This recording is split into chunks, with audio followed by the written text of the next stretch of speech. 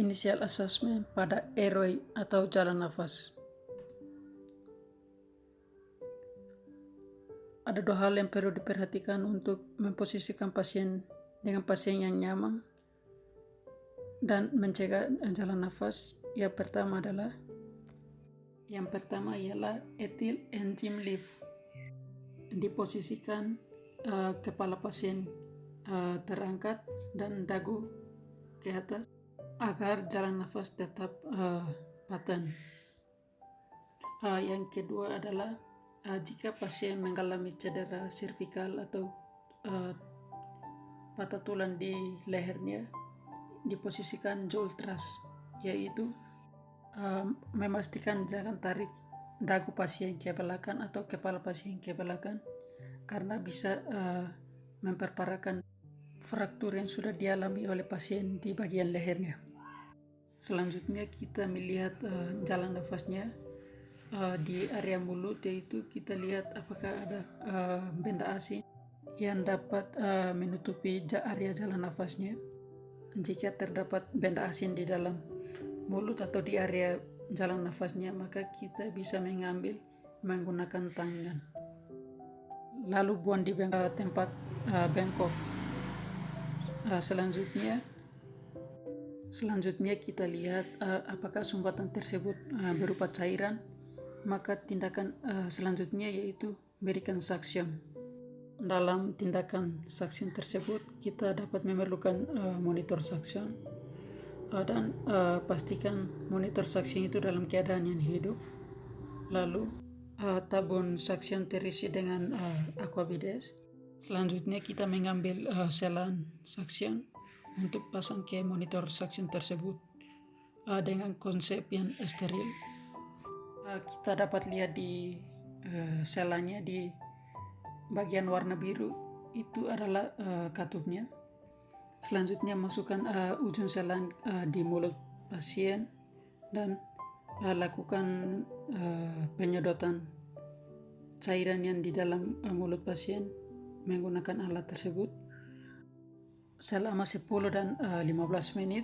Setelah itu kita tarik selang tersebut untuk buang cairan yang sudah di dalam alat di tempat bengkok yang sudah sedia, dan dilakukan berulang kali sampai cairan yang atau kotoran yang di dalam saluran nafas habis atau bersih.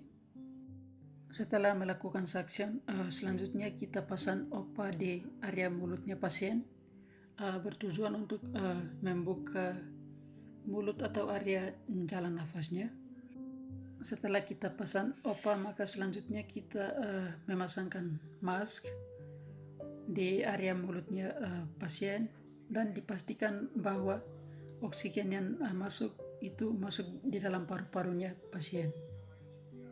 Setelah pemberian oksigen, maka kita dapat cek lagi oksigen di dalam tubuh pasien, yaitu kita menggunakan oximeter. Lalu kita lihat lagi di saturasi oksigen dalam tubuh pasien. Jika saturasi oksigen dalam tubuh pasien kurang dari normal, maka tindakan selanjutnya itu kita berikan intubasi. Dalam pemberian intubasi ini, alat dan bahan yang digunakan yaitu yang pertama adalah laryngoscope, kedua adalah ETT, lalu spuit 5 cc, ada jeli, dan juga ada bagging untuk oksigen. Tindakan yang pertama adalah kita memasukkan laryngoscope ke dalam mulut pasien, yaitu untuk membuka jalan nafasnya. Selanjutnya kita masukkan selang ETT-nya. Setelah selang ETT-nya sudah masuk ke dalam area jalan nafasnya, laryngoscope-nya dapat dilepaskan. Setelah itu kita melakukan fiksasi, yaitu kita ambil spuit 5 cc dan masukkan udara melalui spuit tersebut supaya bisa tahan di jalan nafasnya pasien. Dan juga kita memastikan bahwa selang ETT itu masuk ke dalam paru-paru. Selanjutnya kita pasang oksigen di selang ETT yang sudah dipasang di area jalan nafasnya pasien. Selanjutnya kita hidupkan oksigen tersebut, lalu kita pompa yaitu 30 kali dalam 1 menit. Selanjutnya yaitu kita memastikan bahwa selang ETT yang dipasang di area pernafasannya pasien itu dalam kondisi yang aman, dan juga kita menggunakan plester di area pipinya pasien agar selang ETT-nya tidak mudah untuk lepas. Selanjutnya itu kita ambil ambu bag yang ada atau lepaskan ambu bag, terus selanjutnya kita pasangkan ventilator. Di sini saya melakukan tindakan breathing bertujuan untuk observasi pernafasan. Langsung saja ke tindakannya. Tindakan yang pertama kita memasangkan saturasi oksigen menggunakan oximeter. Langsung saja pasang oximeter di jari-jari pasien.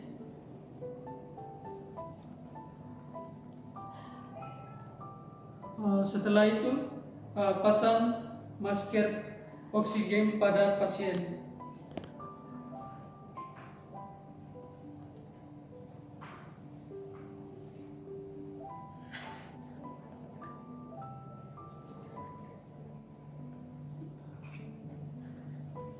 Pemasangan masker oksigen ini jika pasien dalam oksigen yang berkurang atau kurang oksigen dalam tubuh. Selanjutnya kita ke pengkajian paru-paru, yaitu kita melakukan inspeksi, palpasi, perkusi, dan auskultasi. Yang pertama adalah inspeksi, kita dilihat perkembangan parunya, terus dilihat juga ada apakah pernafasannya menggunakan pernafasan dada atau pernafasan perut. Selanjutnya kita auskultasi menggunakan stetoskop.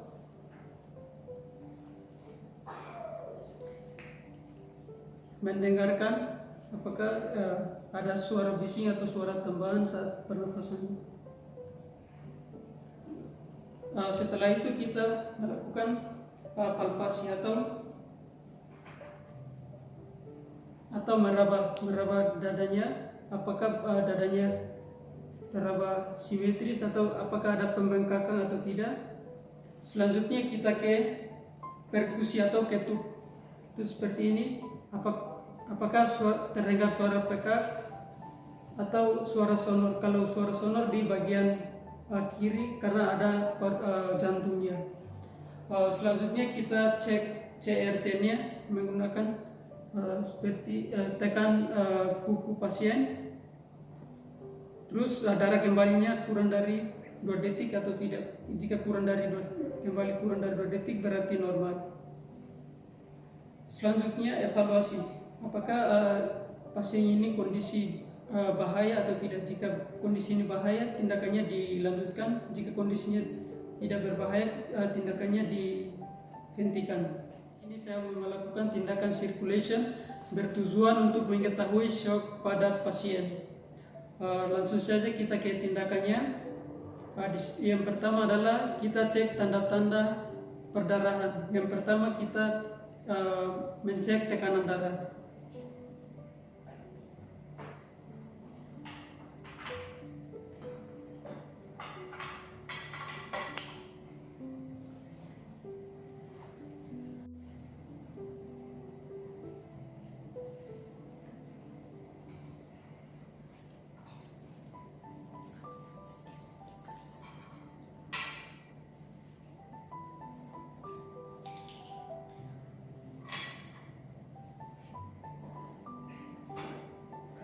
Selanjutnya kita tes nadi. Kita bisa tekan di bagian area di area leher ataupun bisa di area tangan. Selanjutnya kita ke respirasi menggunakan stetoskop.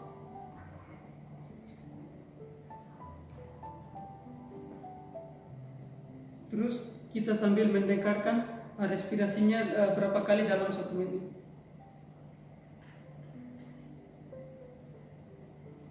Selanjutnya kita ke tindakan shock, pemeriksaan shock. Yang pertama adalah kita lihat wajah, apakah wajah pasiennya pucat atau tidak, atau ada